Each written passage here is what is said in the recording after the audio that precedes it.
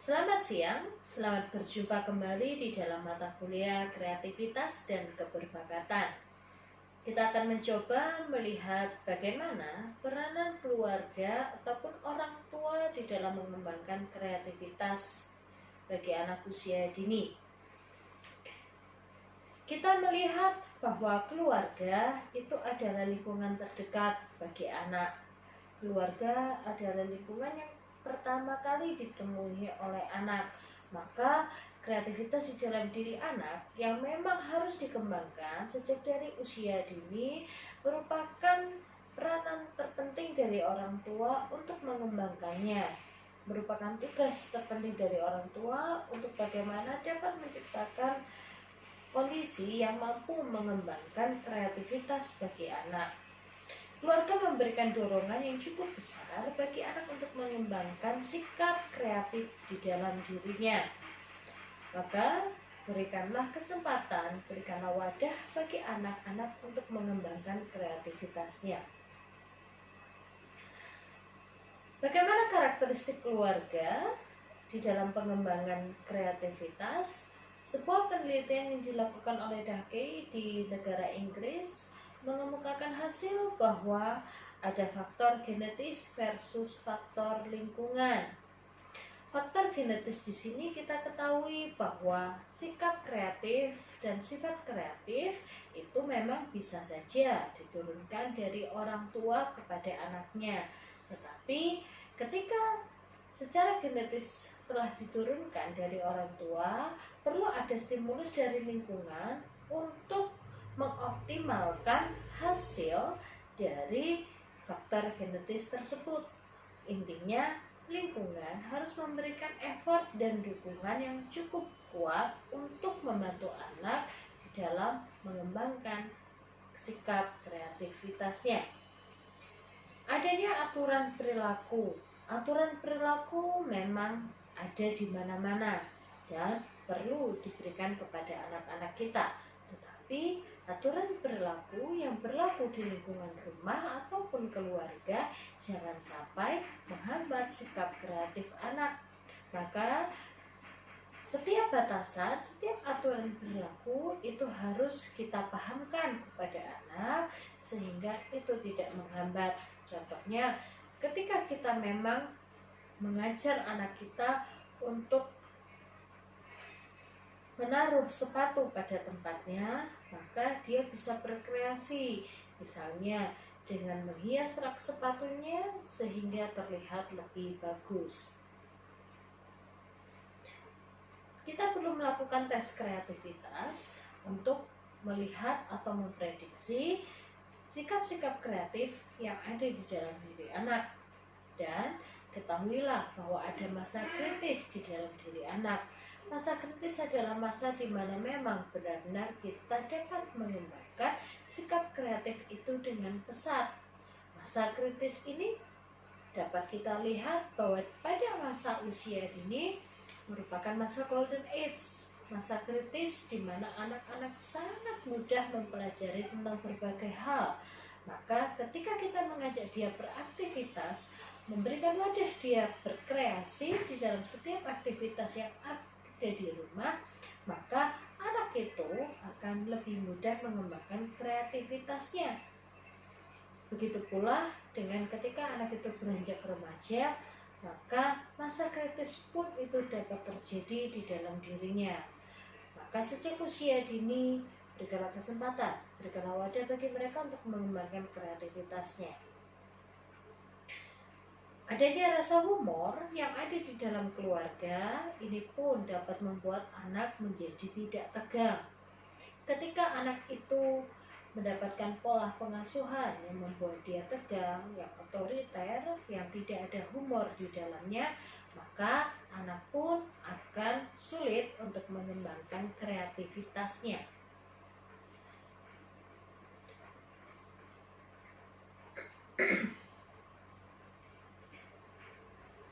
Karakteristik keluarga, di sini ada pengakuan dan penguatan pada anak usia dini.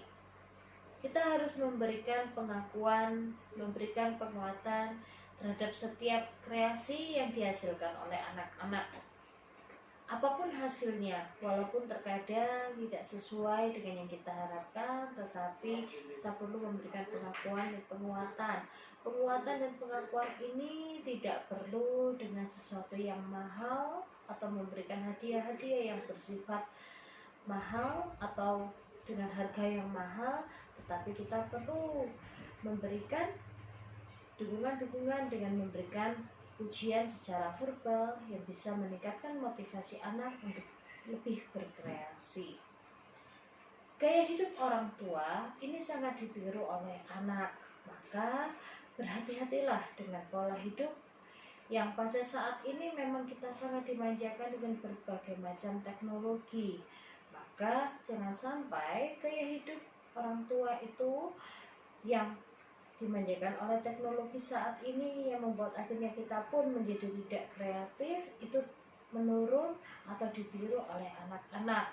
Maka kita pun harus tetap berkreasi walaupun saat ini ada banyak teknologi yang bisa kita gunakan. Tapi ketika kita berkreasi, anak-anak pun akan melihat bahwa orang tuanya tetap mencoba untuk kreatif di dalam kehidupannya. Jangan berikan tekanan-tekanan yang akhirnya membuat anak mengalami trauma. Sisi traumatik yang ada di dalam diri anak itu akan mempengaruhi pola emosi. Nah, ketika pola emosi ini menimbulkan reaksi-reaksi emosi yang negatif, maka akan sulit bagi anak untuk berpikir kreatif, berpikir logis, dan hasilnya kreativitas pun tidak akan berkembang. Apapun aktivitas yang didapatkan dari sekolah itu pasti akan berdampak bagi anak, dan ketika aktivitas itu menarik, dia akan cenderung untuk mengulangnya di rumah. Maka orang tua berikanlah kesempatan bagi anak untuk mengulang setiap aktivitas yang dia rasa menarik, dapat mengembangkan kreativitasnya, dan itu perlu dia ulang di rumah, biarlah dia mengulangnya. Jangan memberikan dominan atau sikap otoriter di dalam pola pengasuhan, karena ketika kita memberikan pola pengasuhan yang otoriter, tidak ada kesempatan pada anak untuk mengungkapkan ide, terutama ide kreatif di dalam dirinya, itu tidak akan bisa kita tangkap. Jangan perlakukan anak sesuai dengan perbedaan jenis kelaminnya, tetapi berikanlah perlakuan yang sama, baik itu anak laki-laki maupun anak perempuan. Mungkin aktivitasnya bisa berbeda. Kalau anak laki-laki misalnya, dengan kita berikan mainan-mainan Lego, blok yang ada model-model robot, atau mungkin mengikutkan dia les robotik, itu mungkin lebih bisa mengembangkan sikap kreatif di dalam dirinya sebagai anak laki-laki. Tapi pada anak perempuan misalnya, kita mengikutkan dia baking class atau mengajak dia berkreasi bersama, memasak, membersihkan lemari bajunya dan lain sebagainya. Nah, ketika kita ingin mengembangkan sikap kreatif, kita coba berikan aktivitas-aktivitas, walaupun ini anak laki-laki dan perempuan, ada aktivitas yang bisa sama maupun yang berbeda seperti tadi sudah saya jelaskan. Penilaian orang tua mengenai kreativitas anak harus objektif, ya. Maksudnya jangan memberikan penilaian sifatnya subjektif, tetapi berikanlah penilaian objektif. Jika memang kita rasa ada sesuatu yang bisa ditingkatkan, buatlah dia untuk lebih meningkatkan kemampuannya. Ada sebuah penelitian yang memberikan hasil bahwa ketika kita memberikan pengaruh-pengaruh yang positif, determinan-determinan yang positif itu akan sangat mempengaruhi kinerja kreatif di dalam diri anak. Pun sebaliknya, ketika kita memberikan pengaruh-pengaruh yang negatif, determinan-determinan yang negatif di dalam diri anak, itu akan sangat menghambat pola kreativitas di dalam diri anak. Maka kita mampu mewujudkan pola kreativitas yang nantinya akan menunjang aktualisasi diri anak, itu dengan memberikan pengaruh-pengaruh yang positif di dalam diri mereka. Ketika kita tahu di dalam diri anak-anak kita ada sikap kreatif, ada bakat-bakat tertentu, ada minat-minat tertentu, maka menjadi tugas dari orang tua untuk memberikan wadah bagi mereka untuk berkreasi. Sebagai contoh, ketika kita tahu anak kita memiliki minat atau memiliki bakat di bidang musik, maka berikanlah kesempatan bagi dia untuk berkreasi di bidang musik. Contohnya dengan membuat lagu sesuai dengan kreasinya sendiri, dengan belajar memainkan alat musik, dengan bernyanyi dan lain sebagainya, atau menciptakan gerak dan lagu. Nah, itu bisa membuat anak untuk lebih kreatif, dan hargailah setiap hasil karya anak. Bagaimana karakteristik keluarga atau sikap orang tua? Kita bisa melihat bahwa orang tua jangan menggunakan banyak tekanan di dalam pengasuhan. Ya, seperti tadi sudah saya katakan, jangan menggunakan pola pengasuhan yang otoriter, tetapi perlakukan anak sesuai dengan usianya, sesuai dengan tahap perkembangannya, sesuai dengan kemampuan dan potensi anak, dan jangan memberikan tekanan-tekanan tertentu di dalam pengasuhan. Memberikan kebebasan atau wadah bagi anak untuk dia bisa berimajinasi, ya, contohnya dengan menghias lemari pakaian, ya, membersihkan lemari pakaian, menghias lemari pakaian, atau mungkin bahkan menghias rumahnya. Nah, ketika anak mendapatkan tekanan, misalnya dia mendapatkan tekanan dari sekolah, ketika dia mengalami kegagalan di dalam melakukan aktivitas di sekolah, pasti itu akan memberikan tekanan-tekanan secara emosional. Maka tugas dari kita bahwa ketika anak itu mengalami kegagalan di dalam mengerjakan tugas sekolahnya, maka kita berikan pemahaman bahwa dia bisa menjadi lebih baik di kemudian hari, bahwa ketika dia salah, hal tersebut bisa dia ulang, bisa dia kreasikan, bisa dia modifikasi sehingga kreatifnya tetap muncul. Dan berikanlah penghiburan dalam artian tetap berikanlah pemahaman-pemahaman positif. Ada sisi positif yang dia pelajari walaupun dia mengalami sebuah kegagalan. Menghargai produk kreativitas yang dibuat oleh anak. Berikanlah penghargaan seperti tadi saya sudah katakan. Berikanlah penilaian yang objektif. Berikanlah penghargaan yang sesuai. Berikanlah penghargaan yang nantinya dapat meningkatkan motivasi anak-anak di dalam mengembangkan kreativitasnya. Menyediakan lingkungan atau fasilitas yang dapat merangsang, misalnya dengan membuat anak-anak memiliki aktivitas dengan permainan-permainan, dengan setiap aktivitas, memberikan anak itu kesempatan, itu dapat mengembangkan kreativitasnya. Permainan Lego, permainan puzzle, aktivitas bermain yang membuat anak itu terlibat dan berimajinasi. Sikap orang tua, kita harus membiarkan anak beraktivitas dan bermain serta berkreasi sesuai dengan keinginannya. Seringkali di dalam menentukan aktivitas, orang tua telah menyiapkan aktivitas tanpa memberikan konfirmasi terhadap anak. Maka kita harus mengubah cara kita di dalam memberikan aktivitas. Kita harus membuat anak itu untuk melakukan aktivitas-aktivitas sesuai dengan minatnya, sesuai dengan bakatnya, sesuai dengan yang dia inginkan, tetap dalam arahan. Ketika anak bertanya, maka orang tua harus memberikan kesempatan bagi anak untuk mencari jawaban sesuai dengan kreasinya sendiri, sesuai dengan kemampuan berpikir kreatifnya. Selalu mengajak anak untuk melakukan diskusi-diskusi kecil, ya, dengan memberikan beberapa tema. Misalnya kita mengajak anak berdiskusi tentang lingkungan laut, maka kita bisa memberikan beberapa pertanyaan. Misalnya, apa sih yang kamu ketahui tentang laut? Apa yang bisa kamu ceritakan tentang laut? Coba kamu ceritakan sama mama atau sama papa.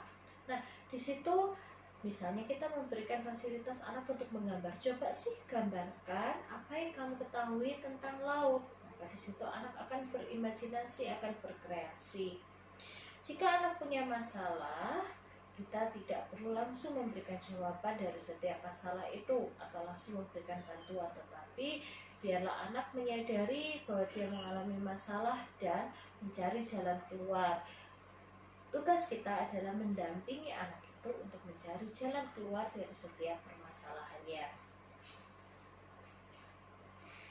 Ada sebuah penelitian yang dilakukan oleh Ine Setia pada tahun 2017 bahwa salah satu cara mengembangkan kreativitas pada diri anak bisa kita lakukan dalam bentuk aktivitas bermain. Nah, pola bermain yang seperti apa yang bisa kita lakukan, yaitu dengan memberikan permainan-permainan edukatif. Kita tahu bahwa permainan edukatif adalah pola kegiatan bermain yang menyenangkan, yang membuat anak itu dapat berpikir lebih kreatif, yang melibatkan anak sehingga anak mampu berimajinasi, dan di situ tetap ada unsur mendidik yang bisa kita tekankan di dalam diri anak. Tentunya ada yang bisa dia pelajari dari sebuah permainan edukatif. Kita melihat bahwa permainan edukatif itu dapat kita artikan atau dapat kita ringkas pemahamannya bahwa permainan edukatif itu selain memberikan penguatan di dalam keterampilan-keterampilan di dalam diri anak, maka permainan edukatif akan membuat anak semakin dekat dengan kondisi atau hubungannya dia dengan kondisi kehidupan sehari-hari. Misalnya dengan permainan-permainan puzzle tentang lingkungan, tentang hal-hal yang berkaitan dengan lingkungan, gambar-gambar yang berkaitan dengan lingkungan, maka dia akan lebih mudah di dalam memahami setiap gambar-gambar yang berkaitan dengan lingkungan.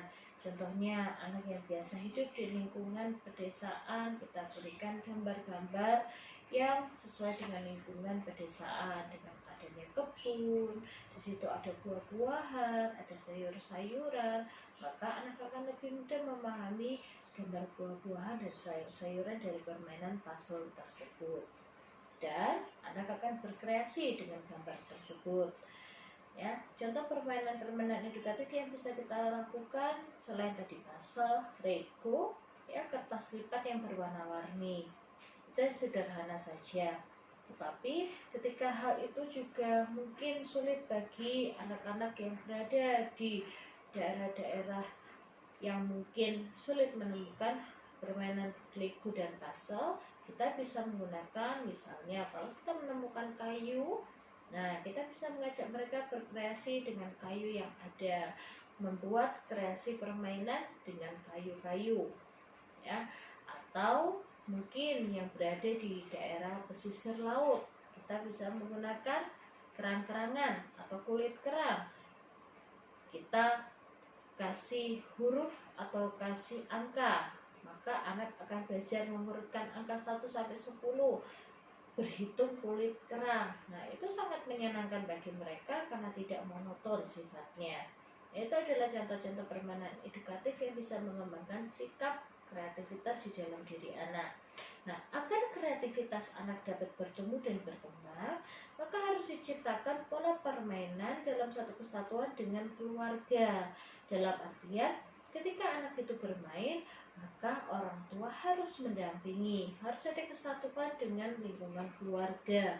Maka orang tua pun dapat mengamati ketika anak itu bermain dengan permainan-permainan edukatifnya, maka orang tua akan melihat bagaimana kemampuan anak tersebut di dalam mempelajari sebuah konsep dan mengajak anak di dalam melibatkan proses kreatifnya, proses berpikirnya di dalam sebuah permainan. Contohnya seperti bermain kebun-kebunan, maka anak akan membayangkan kebun apa yang akan dia buat, misalnya kebun buah, buah apa yang akan dia tanam. Nah, nanti ketika memanen, sediakan misalnya seperti baskom atau keranjang-keranjangan, maka ada gambar, misalnya gambar jeruk, maka dia akan mencoba untuk berpura-pura memanen jeruknya sambil menghitung. Nah, di situ mau tidak mau dia akan belajar untuk berhitung. Dan ini adalah pola permainan, misalnya bermain drama yang bisa mengembangkan kreativitas. Nah, sebagai kesimpulan, saya akan menyimpulkan bahwa peran orang tua sangat dibutuhkan di dalam mengembangkan kreativitas dan keberbakatan di dalam diri anak. Kita tidak bisa memungkiri bahwa orang tua menjadi tonggak utama di dalam pengembangan kreativitas. Yang paling penting ya, ketika orang tua melakukan pengasuhan, jangan memberikan pengasuhan yang otoriter, tetapi berikanlah pola pengasuhan yang memberikan kesempatan bagi anak untuk terlibat secara aktif. Dan ketika memberikan penilaian, jangan lakukan penilaian secara subjektif, tetapi lakukanlah penilaian secara objektif. Nah, di sini diharapkan ketika orang tua memberikan pola pengasuhan yang demokratis, tetap berikanlah arahan, berikanlah pengontrolan bagi anak, tetapi ada kesempatan bagi dia untuk mengembangkan setiap aktivitas-aktivitas yang dia sukai. Sediakanlah fasilitas yang mendukung dan hindarilah memberikan penekanan dan penghambatan bagi anak untuk mengembangkan pola kreativitasnya. Sekian untuk materi bagaimana peranan keluarga, orang tua di dalam mengembangkan pola kreativitas di dalam diri anak. Saya harapkan video ini dapat membantu ibu-ibu semuanya untuk belajar di dalam materi kreativitas dan keberbakatan. Sampai jumpa di dalam materi yang berikutnya. Selamat siang.